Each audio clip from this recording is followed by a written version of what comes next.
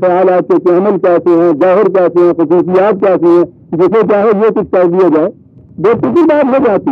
بہرحال کہہ لیجیے یہاں سے یہاں کہا گیا ہے کہ جسے چاہے وہ جو کچھ کر دیتا ہے، جسے چاہے حکومت دے دیتا ہے، یعنی کوئی قاعدہ اور قانون مقرر نہیں ہے اس کے لیے۔ قرآن سے پوچھیے کہ کیا بات یہی ہے؟ قرآن سمجھنے کا طریقہ عزیزان میں بار بار بتا چکا ہوں۔ محاورہ عرب نزول قرآن کے زمانے میں اس عربی الفاظ کے معانی کیا تھے، اور قرآن کریم نے اپنے مطالب کو خود کس طرح واضح کیا ہے، یہ دوسری چیز بڑی بنیادی ہے۔ اور کوئی ایک پیشہ بھی قرآن کا ایسا نہیں جس کی تشریح اس نے خود دوسرے مقام پہ نہیں کر دی۔ قرآن کی ہر آیت کی تفسیر قرآن کے دوسرے مقام سے مل جاتی۔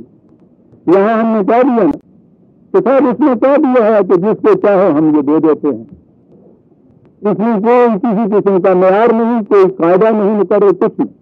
سورہ انبیاء کی آیت 105 21/105 وَلَقَدْ كَتَبْنَا فِي الزَّبُورِ مِن بَعْدِ الذِّكْرِ، ہم نے زبور میں تمام بنیادی حقائق و قوانین دینے کے بعد ایک چیز اساسی طور پر بیان کر دی تھی، اور وہ یہ تھی ذرا اس طرح سے اور وہ یہ تھی کہ ان الارض یرثها عبادی الصالحون، تو یاد رکھو حکومت زمین میں اقتدار یہ کس کو ملتا ہے؟ ان لوگوں کو ملتا ہے جن میں اس کی صلاحیت ہوتی ہے۔ یہ ٹھہرا خدا کا قانون، اور اسی کی تشریح آگے چل کے سورہ نور میں 24/55 24/55 وعد اللہ الذین آمنوا منکم وعملوا الصالحات، ان میں سے جو لوگ ان بنیادی اصولوں پر یقین و محکم رکھیں اور اس کے بعد صلاحیت بخش کام ہے ان کے، وہی صالحین جو وہاں کہا ہے جہاں کہا ہے عمل الصالحات۔ جس منصب کے لیے کوئی چیز ملنی ہے اس کے لیے صلاحیتیں ان کے اندر ہوں، بنیادی اقدار و خداوندی، مستقل اقدار و خداوندی کی صداقت پر یقین و محکم، اور جو منصب پیش نظر ہے اس کے لیے صلاحیت۔ کہا جن قوم میں یہ چیز ہوگی ہم نے وعدہ کر رکھا ہے۔ خدا کا وعدہ کیا ہوتا ہے؟ جسے ہم قانونی خداوندی کہتے ہیں، اس لیے کہ اس نے کہا کہ لا یخلف المیعاد، ہم اپنی وعدہ خلافی کبھی نہیں کیا کرتے، اسے کہتے ہیں اٹل قانون، بدلا نہیں کرتا۔ کیا وعدہ کر رکھا ہے؟ لَيَسْتَخْلِفَنَّهُمْ فِي الْأَرْضِ، ہم انہیں زمین میں حکومت عطا کر دیں گے۔ مشروط ہو گئی حکومت کا عطا ہونا ایمان اور اعمال صالحہ کے ساتھ۔ جب یہ مشروط ہو گیا اور وہاں کہا تھا کہ ہم عبادی صالحین کو دیتے ہیں، تو یہ خدا کا قانون ہو گیا۔ اب جہاں خدا یہ کہتا ہے کہ ہم جسے آپ کے ترجمے کے مطابق جسے چاہتے ہیں دیتے ہیں، وہ کہتا ہے ہم تو دیتے اسے ہیں جس میں یہ خصوصیتیں ہیں۔ لہذا عزیزان من، چاہتے ہیں والی بات جو ہے نا، یہ ترجمہ نہ کیجیے، ترجمہ کیجیے جہاں بھی یہ چیزیں ہیں تو یہ چیز ملتی ہے خدا کے قانون مشیت کے مطابق جو اس نے قرآن میں واضح کر دیا ہے۔ بات صاف ہو جائے۔ اب کوئی چیز قرآن میں ایسی نہیں جہاں خدا نے منگشا یا نشا نے کہا ہو اور اس کے لیے دوسرے مقام میں قانون نہ دے دیا ہو کہ ہم اس کے لیے قانون کیا ہے۔ ہر شے کے لیے جو قرآن نے کہی ہے کہ یہ ملتی ہے، اس کے لیے دوسری جگہ بتا دیا ہے کہ کیا خصوصیات ہونی چاہیے جس کی وجہ سے یہ ملتی ہے۔ ان خصوصیات کو ساتھ اکٹھا کر لیجیے، بات صاف ہو جائے گی۔ صاحب ترجمہ کرنا ہے تو قانون مشیت کیوں نہ کرو؟ یہ اردو قرآن کیوں لے آؤ آپ؟ عربی کا قرآن عربی میں رکھ رکھیے۔ یہ شاخ مشیت ہے نا، تو یہ قانونی مشیت پھر پوچھیے قرآن سے کہ فلاں چیز کے لیے قانونی مشیت کیا ہے، قرآن بتائے گا۔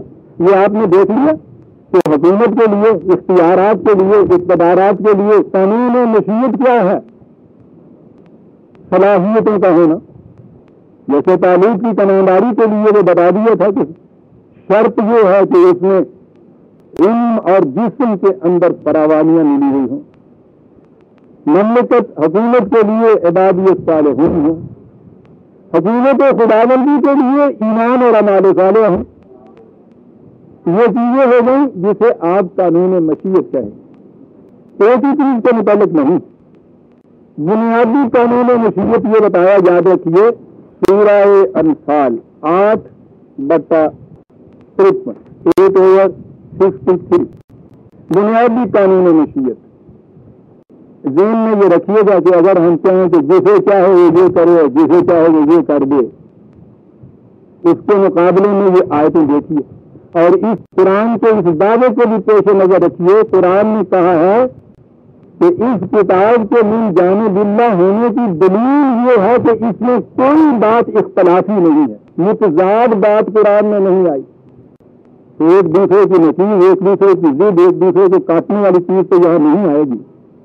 سنیے کہ جو تم آپ نے کہا تھا کہ صاحب جسے چاہے دے، جسے چاہے ذلیل کرے، جسے چاہے عزت دے، جسے چاہے حکومت دے، تو کہا ہے کہ یاد رکھو ذالک بأن اللہ، اوپر چلا آ رہا ہے کہ فلاں کے ساتھ یہ کیوں ہوا، فلاں قوم کے ساتھ یہ معاملہ کیوں ہوا، اوپر یہ چیزیں چلی آ رہی ہیں، اور اس کے بعد ذالک یہ اس لیے ہوا بأن اللہ لم یکن مغیرا نعمتا انعمها علی قوم حتی یغیروا ما بانفسهم، لگتے کہ وہ خود اپنے اندر ایسی تبدیلی نہ پیدا کر دے کہ وہ اس نعمت کے مستحق رہے نہیں۔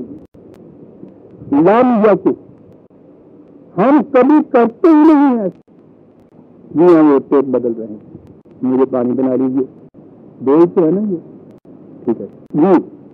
لم یکن مغیرا، کبھی ایسا ہم نہیں یہ کرتے کہ کسی قوم کو ان کے استحقاق کی بنا پر، ان کی صلاحیتوں کی بنا پر، ان کو قرارات، اختیارات، آسائشیں، نعمتیں، یہ ساری چیزیں ملی ہیں، کبھی ایسا ہم نہیں کرتے کہ ان سے یوں چھین لیں، کبھی نہیں چھینی جاتی تا وقت کہ وہ قوم اپنے اندر خود ایسی تبدیلی نہ پیدا کر دے کہ وہ ان کی اہل ہی نہ رہے۔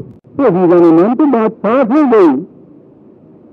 اب جہاں بھی آپ کو قرآن میں یشا اور نشا اور تشا کے یہ الفاظ ملیں تو یہ کہ خدا کے قانون مشیت کے مطابق ہوتا ہے، اور قانون مشیت یہ ہے کہ جس قسم کی قوم بنتی ہے اسی قسم کی اس کی کیفیت اور حالت ہو جاتی ہے۔ ہمارے ہر روز یہ چیز ہوتی ہے، یہ بولنے میں سارا آزادی میں جسے چاہتا ہے گمراہ کر دیتا ہے، جسے چاہتا ہے ہدایت سے لے آتا ہے، چلو جسے چاہتا ہے گمراہ کر دیتا ہے، اور اس کے بعد المضل کے معنی دیے جاتے ہیں گمراہ کرنے والا، خدا کی صفت، کہتے ہیں اس کو تو کچھ کسی اضافے کی ضرورت نظر نہیں آتی۔ سوچیے تو صحیح، کہاں ہے یہ 60/93، 16/53، بڑی غور طلب آیت ہے، ٹھیک ہے۔ وَلَوْ شَاءَ اللَّهُ لَجَعَلَكُمْ أُمَّةً وَاحِدَةً، خدا اگر چاہتا، میں وہی چاہتا ہوں جو ترجمہ کیا جاتا ہے، خدا اگر چاہتا تو تم سب انسانوں کو ایک ہی جیسی گروہ بنا دیتا، ایک ہی جیسی نو، ایک جیسی اسپیشی، جیسے حیوانات میں ہیں، سب بکریاں گھاس کھاتی ہیں، سب شیر گوشت کھاتے ہیں، یہ ہے نا، ہم چاہتے تو نہیں ایک ہی ایسا بنا دیتے، سب موج ہی موج بن دیتے، ہو سکتا تھا کہ ہم ایسا بھی کر دیتے، یہ ہے نا۔ وَلَٰكِن يُضِلُّ مَن يَشَاءُ وَيَهْدِي مَن يَشَاءُ، ترجمہ نہیں کا، لیکن وہ جسے چاہتا ہے دنیا کر لیتا ہے، جسے چاہتا ہے ہدایت پہ لے آتا ہے، ٹھیک ہے۔ اگر یہ قانون ہو تو پھر تو راوی ایسا لکھتا ہے، میں اگر گناہ کرتا ہوں، جرم کرتا ہوں، عصیان کرتا ہوں، کفر کرتا ہوں، تو اس میں میرا کیا قصور؟ یہی کرتا ہے نا، یہ اگر بہیویئر ہونا نہیں تو بات صاف ہے، ٹھیک ہے۔ اگر میں نیک راستے پہ چلتا ہوں تو کہہ لیجیے کہ اس کا کریڈٹ بھی تو تمہیں نہیں جاتا، تو میں نے کریڈٹ لے کے کیا کرنا ہے صاحب؟ اس کی یہ جو بات ہے جرم کی جس کی سزا ملنی ہے اس کے لیے تو میرے لیے گنجائش موجود ہے نا۔ ساتھ نہیں کرتا ہے یہ بولنے میں لکھا، یہ ترجمہ اگر کیا جائے، جسے چاہتا ہے وہ گمراہ کر دیتا ہے، جسے چاہتا ہے ہدایت دے دیتا ہے، لیکن آج یہاں ختم نہیں ہوتی، اور یہاں لگی تھی موج ہونے اور اطراع نکل گیا۔ ترجمہ کیا آپ نے کہ جسے چاہتا ہے تو گمراہ کرتا ہے، جسے چاہتا ہے ہدایت دیتا ہے، اور آگے یہ ہے والا تسألن عما کنتم تعملون، اور ہم تم میں سے ایک یہ پوچھیں گے کہ تم نے یہ کیوں کیا تھا.